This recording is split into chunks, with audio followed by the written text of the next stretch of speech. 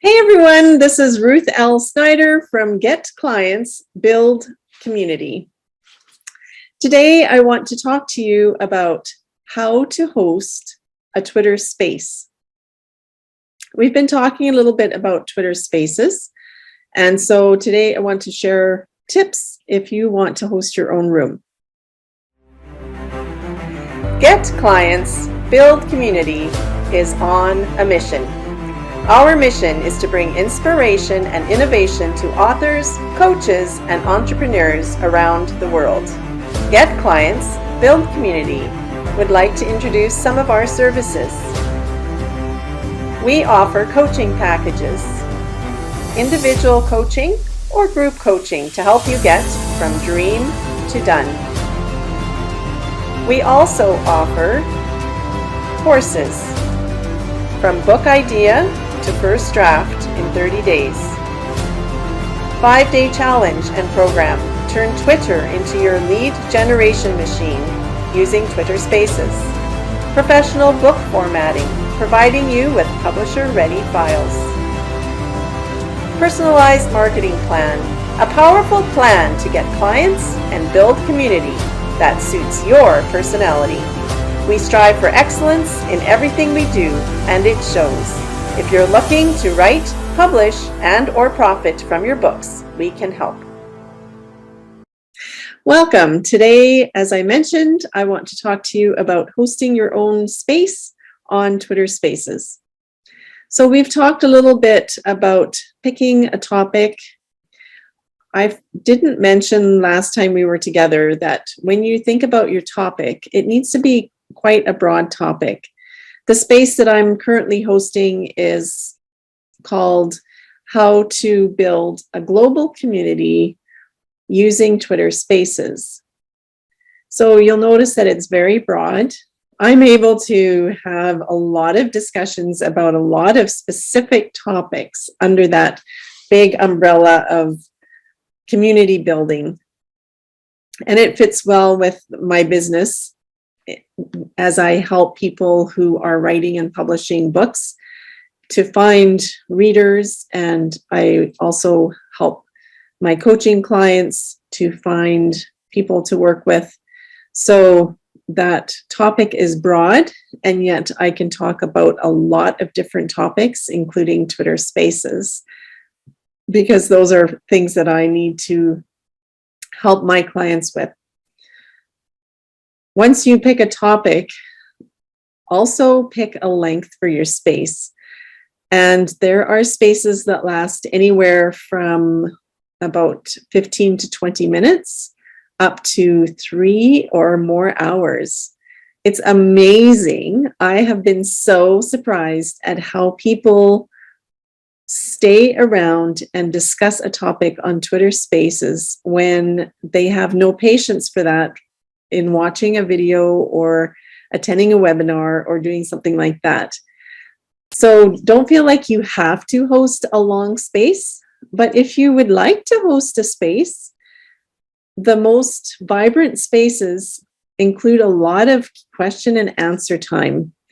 When I host my space, I usually interview 1 or 2 people, and each interview lasts 20 to 30 minutes. And then the rest of the time, up to 3 hours, is question and answer. And people will love it.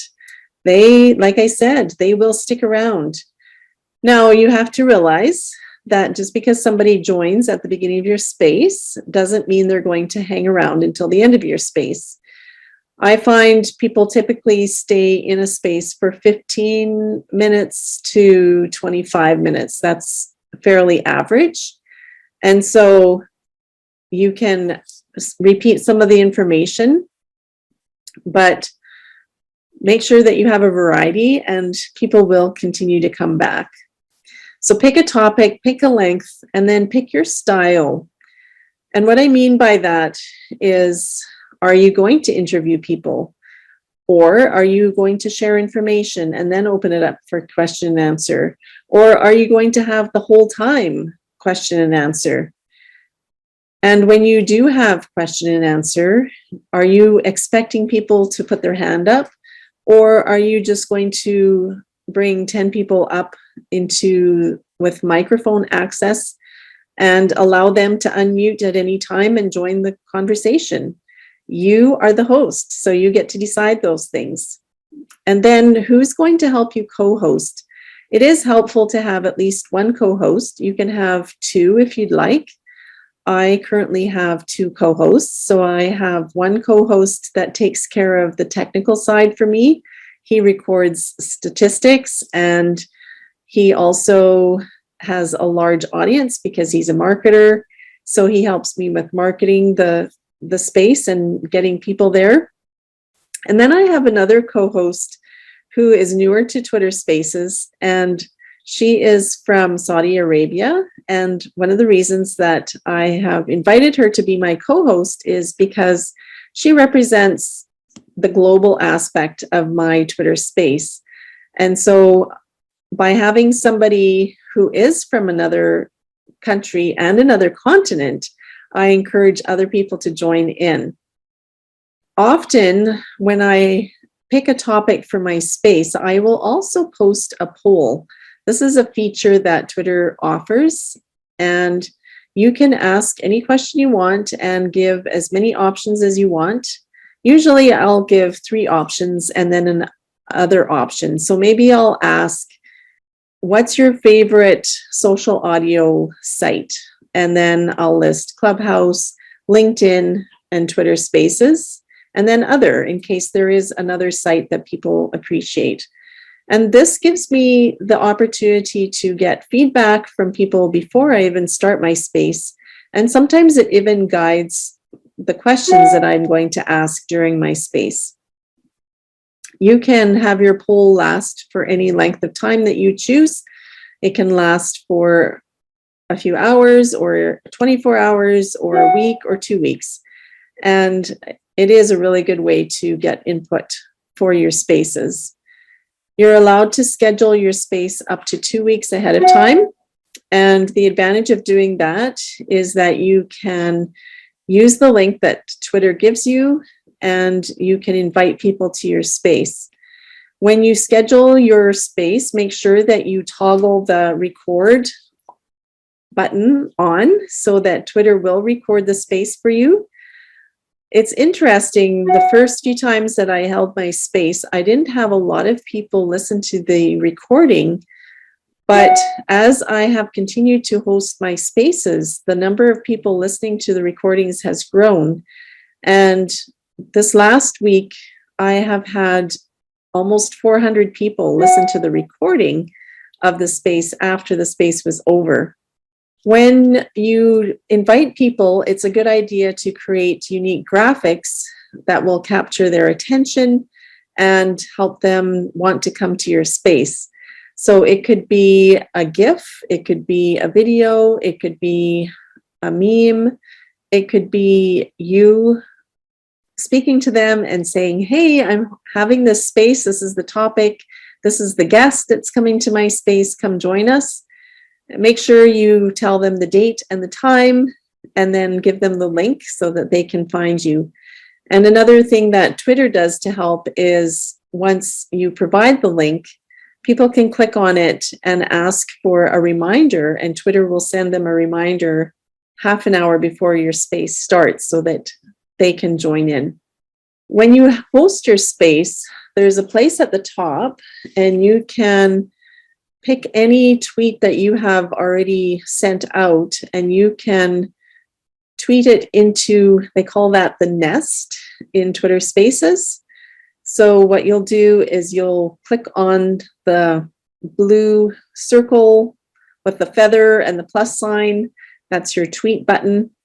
And when you tap on that in your Twitter app on your phone, the option to post it into the space will be there if you are actually in a space at the time. If you're not in a space, that option won't show up. But you can post any tweet you want into the nest, and that is available to the host and the co-hosts, as well as people who are in the audience.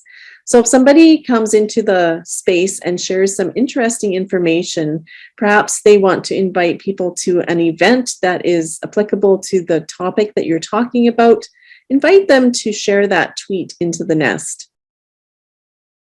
As a host, you will want to invite people to speak. That is what will keep your space vibrant and growing. People love to get feedback and ask questions. And especially if you're interviewing somebody, people will usually ask questions and want to know more about what this person has shared with them.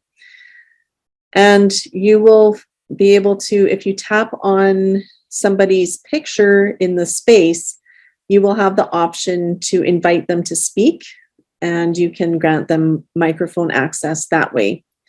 Because this is audio only, there's no video, you need to give people audio cues when you are wanting them to join the conversation. So often what I'll do is I'll say, I'm going to just summarize what we've been talking about, and then I'm going to call on Mike, and after Mike, I'll call on Rebecca, and then we'll go to Hadija. And that gives people a chance to prepare. And like I said, in a different video or a different series, people often participate in Twitter spaces while they're doing other things. So by giving them cues, you give them a chance to stop doing what they're working on, whether they're making supper or taking their dog for a walk. They know, oh, I'm going to get microphone access. I need to pay attention and listen. And then something else that you might want to try is there is an option called Buy Me a Coffee. So you can go onto buymeacoffee.com and sign up for an account and link it to a payment method. And people are able to give you increments of $5. So they can donate $5 to you, or 10 or 15 or whatever they decide. And it's just a fun way for people to support you as a host of a space. So those are some tips for hosting. I hope you found them helpful. And next time we get together, I will be talking about ways that authors can use Twitter Spaces to generate more readers for their books. Take care, and we'll talk again soon. Thanks for joining me today. I hope that you found the content helpful. And if you want to think about next steps in your journey, I would like you to join me in a free coaching call. We can meet for 30 minutes and discuss what you found helpful and where you are feeling stuck. I help entrepreneurs write, publish, and profit from their books. And so if you are in any stage of that journey, whether you're just thinking about a book, or you are in the middle of writing a book, or you are publishing a book, or working on marketing your book, I would love to join you. You'll find the link below. I look forward to talking with you.